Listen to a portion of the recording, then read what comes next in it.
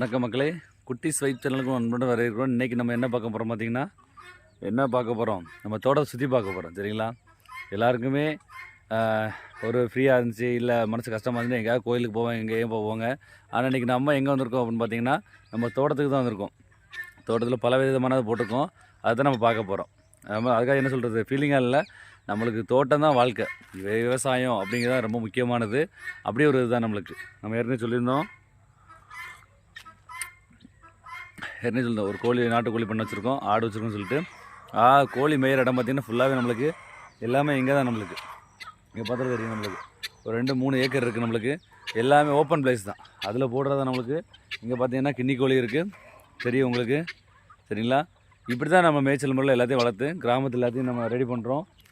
என்ன தான் நம்ம இறை போட்டு, கோழிக்கு இறை போட்டு நம்ம வளர்த்தா கூட இயற்கையில் வளர்க்குறோம் அப்படிங்கிறது அது தனி லெவல்.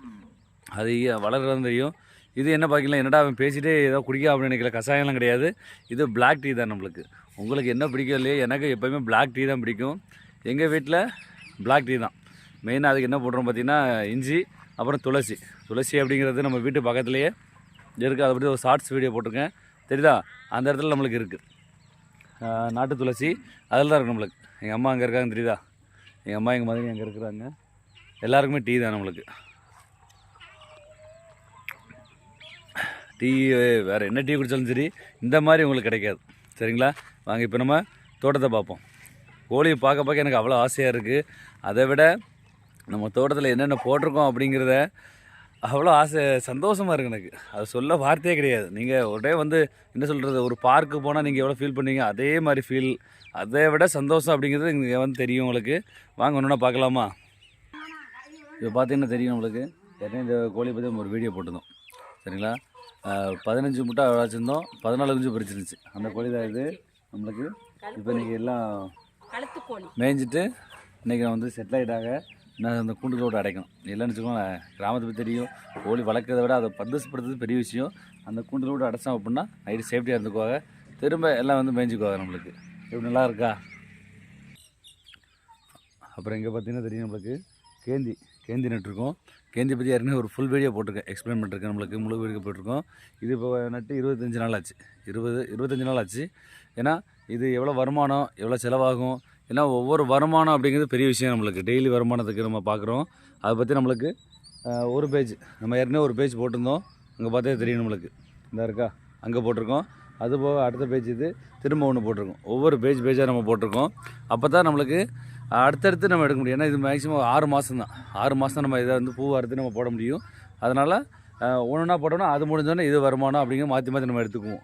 அதுக்கப்புறம் பார்த்திங்கன்னா பிச்சிப்பூ, தெரியுதா? பிச்சிப்பூ, இந்த பிச்சிப்பூ பற்றி ஒரு முழு வீடியோ பின்னால் போடுறேன் நான். இப்போ நம்ம தோட்டத்தில் இருக்கிறத ஒவ்வொன்றா போட்டிருக்கோம் நம்மளுக்கு. சரிங்களா? இதில் நம்மளுக்கு ஒரு வருஷத்துக்கு 8 மூடுங்கும் போது 5 வருஷம் 40 மூடு போட்டிருக்கோம் இதில். சரிங்களா? நம்மளுக்கு பிச்சிப்பூ அப்படிங்கிறது நான் சின்ன வயசுலேருந்தே எடுத்துருக்கேன். அதுக்கு பெரிய கதையே இருக்குது. அந்த கதையை பின்னால் சொல்கிறேன். சரிங்களா? இப்போ டெம்பரரியாக கொஞ்சம் இடத்துல மட்டும் எங்கள் அம்மா போட்டிருக்காங்க, ஒரு 40 மூடு போட்டிருக்காங்க. இது ஒரு வருமானம் நம்மளுக்கு. டெய்லி இடக்கணக்கு அப்படின்னு கடைக்கு போகும் நம்மளுக்கு. அதில் நம்ம ஃபுல்லாக போட்டிருக்கோம் நம்மளுக்கு. அப்புறம் இங்கே பார்த்தீங்கன்னா தெரியும் நம்மளுக்கு ஒரு 3 வாழைக்கன்று வச்சுருக்கோம். அதெல்லாம் நாட்டுக்கன்று வச்சுருக்கோம். அப்புறம் ஒரு செவ்வாழை ஒன்று வச்சுருக்கோம், ஒரு 3 கன்று வச்சுருக்கோம். அப்புறம் இங்கே பார்த்தீங்கன்னா சிறுகிழங்கு, நம்மளுக்கு கொஞ்சம் சிறுகிழங்கு போட்டிருக்கோம். ஏன்னா இது எல்லாமே நம்ம வீட்டு யூஸுக்கு தான். கிராமத்தில் பார்த்தீங்கன்னா மேக்ஸிமம் எந்த இதுவுமே வெளியில் வாங்க மாட்டாங்க. நம்ம வீட்டிலேயே விவசாயத்தில் நம்ம இருக்க இடத்துலையே எல்லாமே போட்டு நம்ம ரெடி பண்ணிப்பாங்க. அப்படி தான் நமக்கு சிறுகிழங்கு போட்டிருக்கோம்.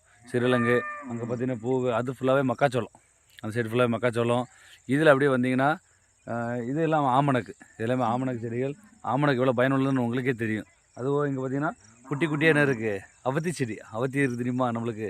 அங்கே பார்த்தீங்கன்னா தெரியும் நம்மளுக்கு, லாங்கில் தெரியுதா? அந்த ஹைட் எங்கே இந்த தெரியுதா? இது எல்லாமே அவத்தி. நம்ம ஆட்டுக்கு நம்மளே கட் பண்ணி போட்டுறோம் நம்மளுக்கு.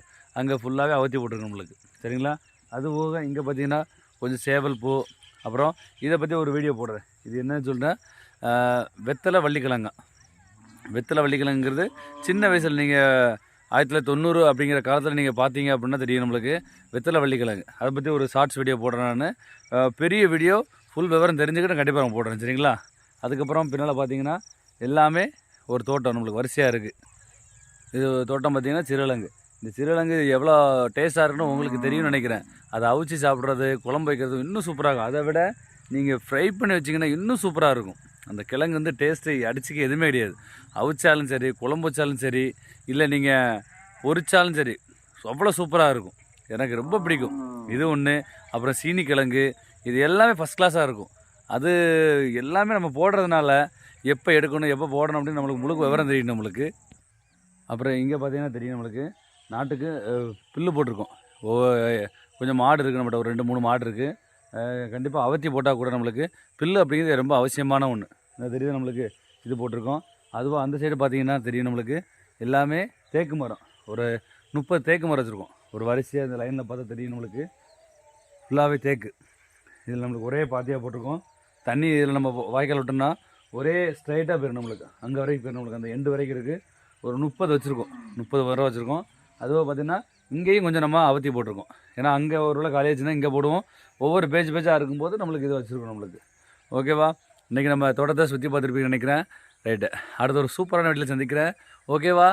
பாய். அது வரைக்கும் கண்டிப்பாக இந்த மாதிரி விவசாய சேனலுக்கு கண்டிப்பாக சப்ஸ்கிரைப் பண்ணுங்கள். உங்களோட மேலான கமெண்ட் பண்ணுங்கள். அப்போ தான் தெரியும். ஓகேவா? அது வரைக்கும் உங்களது விடைபெறுகிறேன். பாய்.